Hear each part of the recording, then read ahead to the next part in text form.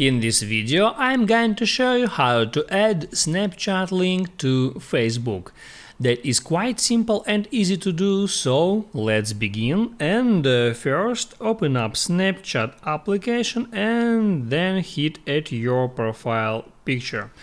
Now just underneath your name there would be your username, and now all I have to do is just to remember that username.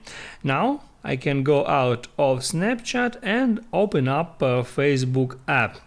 Then once you are on Facebook, I can hit there at profile picture to open up my profile, and there hit at edit profile. There scroll down for a bit until you find links, and there hit at edit.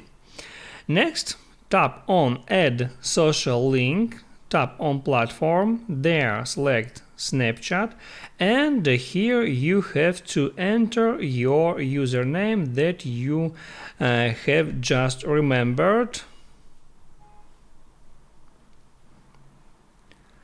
I did that, and now I can hit done, and I have just linked my Snapchat profile to my Facebook account. All I have to do now is to hit there at save button to save the changes.